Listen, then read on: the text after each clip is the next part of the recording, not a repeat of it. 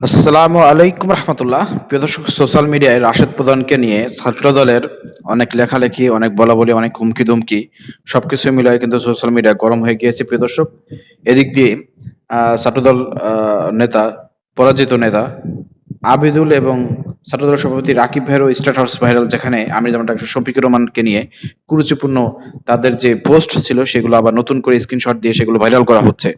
তো প্রিয় দর্শক, রাশেদ প্রধান যদি ক্ষমা চায় তাহলে অবশ্যই ছাত্র দলের পরাজিত ভিপি প্রার্থী আবিদুলকে এবং ছাত্রদল সভাপতি রাকিবকেও ক্ষমা চাইতে হবে। এই ধরনের পোস্ট কিন্তু জামাত শিবিরের ভাইরাও করতেছে। তো সবকিছু মিলাই প্রিয় দর্শক, সোশ্যাল মিডিয়ার তোলপাড়।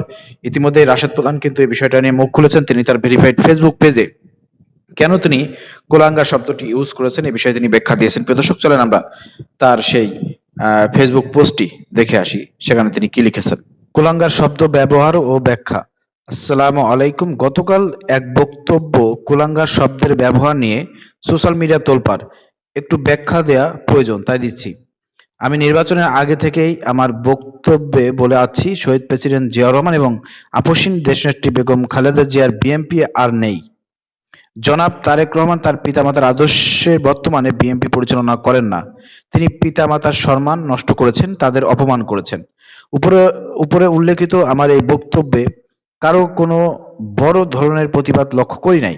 গতকাল বক্তব্য উপরে উল্লেখিত থিমের সাথে কুলাঙ্গার শব্দটা ব্যবহার করার পরে সোশ্যাল মিডিয়ায় ঝড় উঠেছে।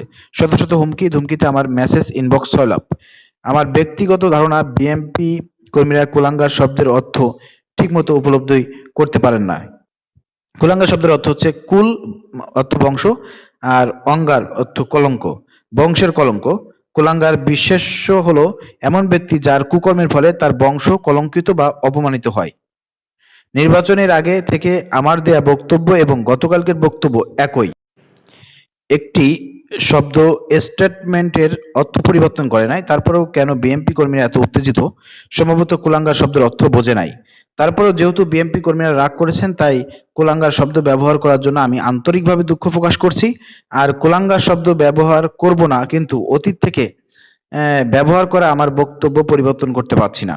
আমি মনে প্রাণে বিশ্বাস করি, তারেক রহমানের নেতৃত্বাধীন বিএনপি শহীদ প্রেসিডেন্ট জিয়াউর রহমান ও দেশনেত্রী বেগম খালেদা জিয়ার আদর্শের বিএনপি নয়, যেটা তিনি নির্বাচনের পরে জুলাইয়ের সাথে বেইমানি করে প্রমাণ করেছেন। সবাইকে ধন্যবাদ। জাযাকাল্লাহ খায়রান। রাশেদ প্রধান। প্রিয় দর্শক, আপনারা এখানে দেখলেন রাশেদ প্রধান কেন তিনি কুলাঙ্গার বলেছিলেন এবং তার পিছনে তিনি অনেক যুক্তি দিয়েছেন। সবকিছু মিলায় তিনি যেটা বোঝাতে চাচ্ছেন, তো আমার মনে হয় তার যে বুঝ অথবা তিনি যে বুঝটা দিয়েছেন, এটা ছাত্র দলের বিএনপির লোকজন হয়তো মেনে নেবে না। আমি ব্যক্তিগতভাবে যদি আমাকে জিজ্ঞাসা করেন, তাহলে আমি বলতে চাই একটা কথা, যে এই বক্তব্যের প্রেক্ষিতে আমার মনে হয় যে জাগবার এই সভাপতি রাশেদ প্রধানকে ক্ষমা চাওয়া দরকার। কারণ হ্যাঁ, তিনি গরম বক্তব্য দেন, ভাইরাল বক্তব্য দেন, তার বক্তব্য অনেক হিট, অনেকের না বলা কথা তিনিই বলে দিচ্ছেন।